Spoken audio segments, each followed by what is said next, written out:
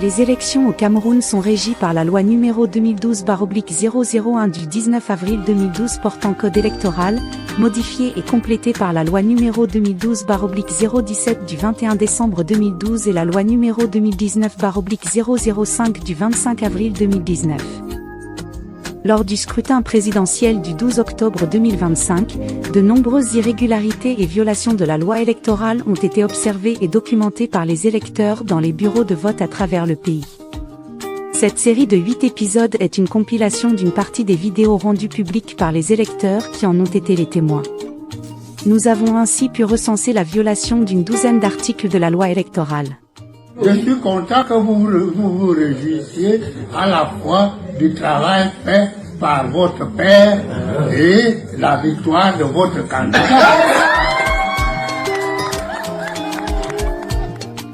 Présidentielle 2025. Élection ou mascarade?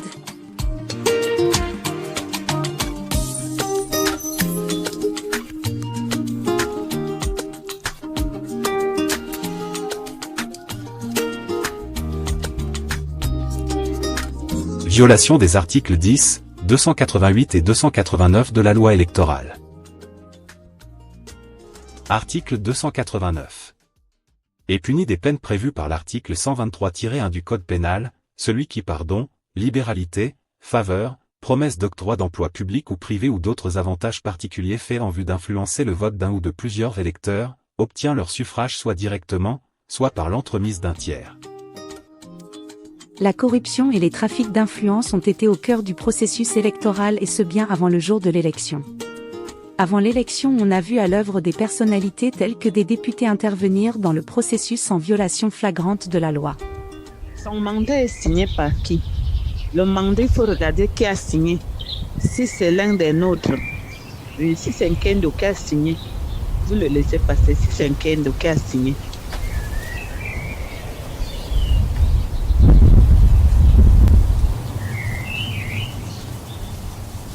Quel est le parti qu'un Kendo représente? Regardez les différents mandats, vous regardez le parti que lui représente. Vous voyez un mandat signé par... c'est lui qui c'est lui qui aurait signé, c'est que c'est bon.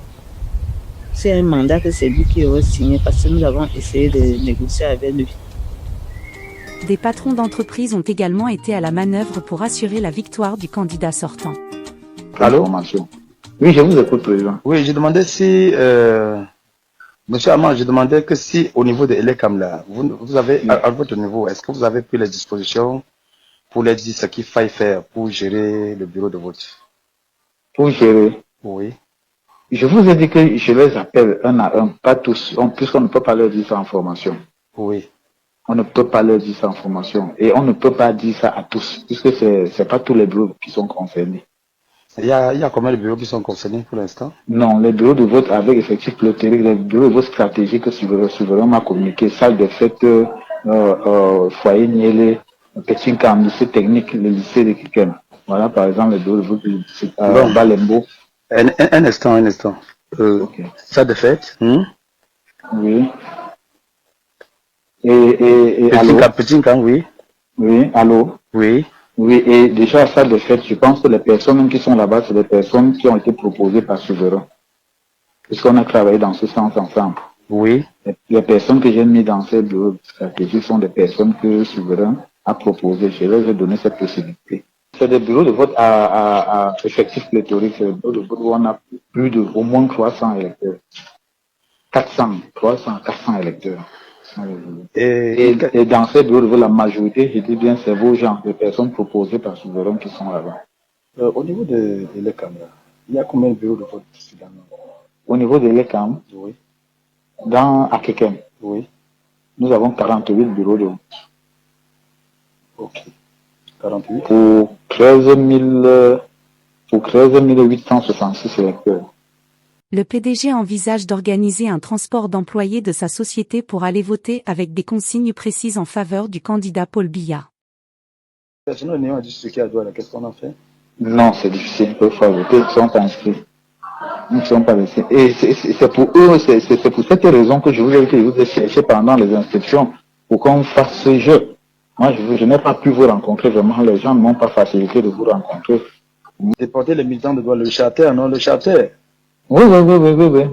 Vous voyez, je cherchais à vous rencontrer. Je suis même venu à Néo plusieurs fois. J'ai même inscrit à Néo, même dans votre je suis venu là-bas. J'ai écrit, j'ai même laissé des lettres. J'ai laissé des lettres sans suite. Mais je crois que vous ferez tout et tout pour que le RDPC gagne, hein, parce que... Bon, c'est ce que je suis en train d'essayer de faire, président. Je crois que jusqu'ici, je donne le meilleur. Ils vont dire que ceux-là vont venir, non, je vous dis c'est flagrant. Il faut qu'on fasse des choses qui ne doivent pas être vraiment trop visibles. Bon, faire le personnel monter, je ne sais pas. C'est qu'est-ce qu'on peut faire. Vous savez, nous ne pouvons que préparer les présidents qui sont dans le bureau de vote. Moi, personnellement, je ne suis pas dans le bureau de vote. Mes collaborateurs qu'on dit qu'ils pourront faire ci, pourront faire ça, ne sont pas dans le bureau de vote. Or, tout ce que je dois faire, c'est préparer les présidents du bureau de vote à jouer le jeu dans le bureau de vote, à ne pas avoir peur. C'est un peu ça. C'est ce que je fais depuis.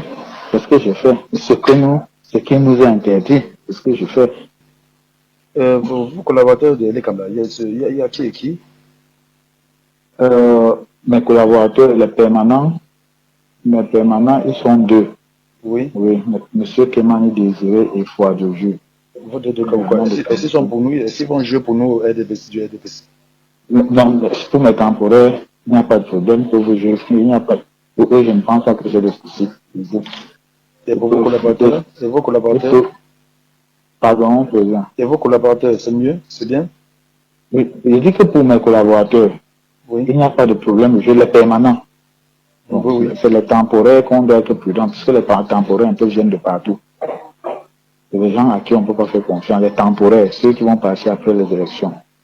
D'accord. Ça veut dire qu'à part au bureau de vote, il n'y a plus moyen de faire quelque chose. Non. Hein? Qu'on ne vous trompe pas dans le bureau de vote. Tout se joue dans le bureau de vote. À défaut du bureau de vote, bon, encore à la commission communale, on peut essayer. On peut essayer à la commission, mais essayer seulement quand il y a des cas de régressement. On essaie de voir comment est-ce qu'on peut, au moment du régressement, c'est-à-dire qu'un bureau de vote a fait des erreurs dans son PV, on estime qu'il y a erreur, on essaie de procéder au régressement et jongler. C'est un peu ça. D'accord. Je crois que tu dois faire tout pour que le RDPC gagne. Fais tout. Absolument. Absolument. D'accord. Il faut qu'on le fasse. Bon, si en cas de victoire, je te donne combien? Vraiment, je ne prononce pas. Quand vous allez juger le président, le maçon au pied du mur. Bon. Ok. Après le résultat, je te ferai un petit cadeau de 10 bâtons, hein, 10 millions. Ok. D'accord, président. Ok. Je maçon, après ce qu'on peut, président. D'accord. Bon, merci. Bonne journée. Hein. Je vais me battre autant que je peux. Et après, là, vous allez apprécier dans tous les cas. D'accord, merci beaucoup. À tout de suite. Je prends le téléphone. Merci. Ok, merci. Okay.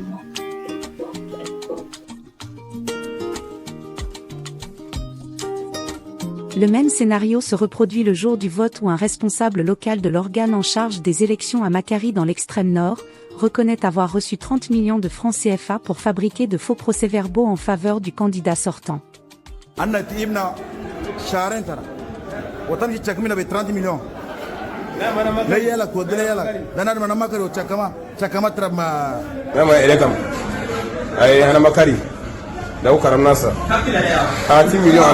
Les faux procès-verbaux de l'arrondissement de Makari seront annulés par la commission départementale, mais ils seront ensuite réintégrés dans le score du candidat sortant Paul Biya par le Conseil électoral et le Conseil constitutionnel en violation de l'article 10 de la loi électorale. Article 10.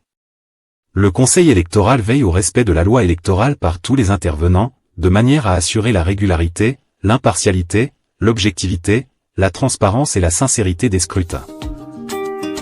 Les mandataires des partis d'opposition font également l'objet de pressions, de tentatives de corruption et d'intimidation. Si je vous comprends très bien, mais avec les questions que je ne peux même pas comprendre, depuis le matin, vous êtes là, vous devez venir surveiller tout, les partis. Non, si c'était depuis le matin que c'était surveillé, là, je faisais quoi un peu si vous voyez, je vous comprends. Toi, tu es un petit lecteur plein d'avenir. Qu'est-ce qu'on peut pour toi? Là où je suis là, rien, je n'ai rien. Je dis que ça finit tout simplement, moi je rentre chez moi. Vous voyez, non. Dès que ça finit comme ça a commencé, ça finit comme ça a commencé. Et puis j'ai rentré chez moi. Voilà mon il n'y avait pas d'autre parti. Il n'y avait pas le parti ici là. Donc il n'y aura pas bon, bien, pardon. Ok. Il n'y aura pas de sauveur. Les corrupteurs utilisent la manipulation et le mensonge pour déstabiliser leurs victimes en tentant de remettre en question la validité de son mandat de représentant de parti. Officiellement, qu'est-ce qui te donne le droit? Je vais te tirer en une doigt. Pas de problème. Voilà. Officiellement, qu'est-ce qui te donne le droit d'investir un bureau de vote alors que ton document, votre soi-disant mandat, est signé depuis Berthoud? Est-ce que Berthoud a une coordination globale, c'est-à-dire qui couvre toute la région de l'Est? C'est que Zaglo, là où tu dois répondre. Alors, c'est une bévue intolérable.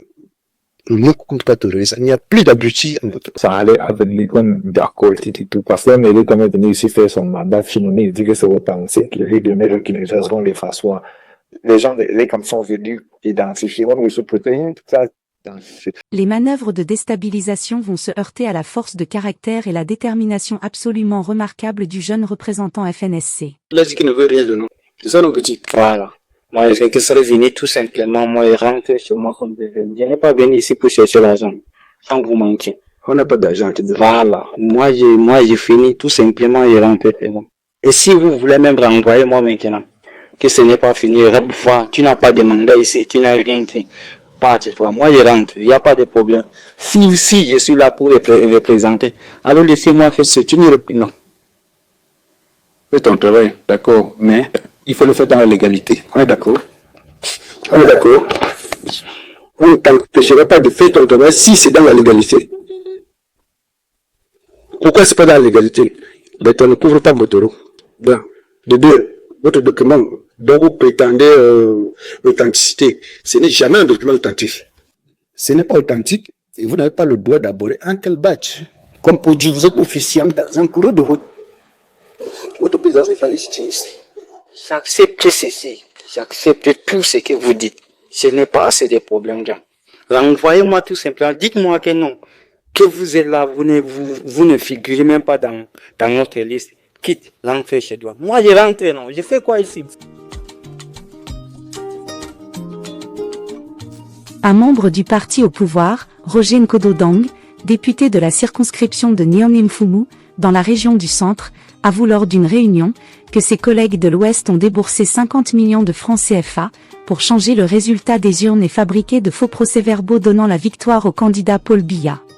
À l'Ouest, mon frère député me dit que à minuit, lorsque le victoire est fini, et qu'ils ont été battus, ils ont mobilisé 50 millions pour aller changer la lune.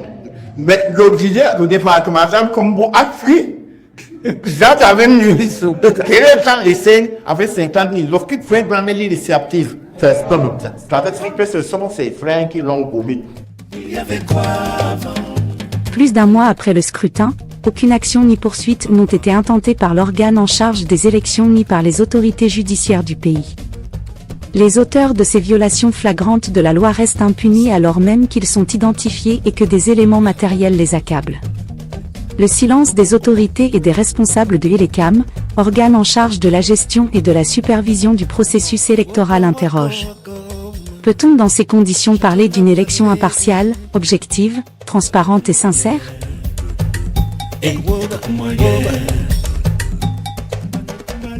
Oh yeah.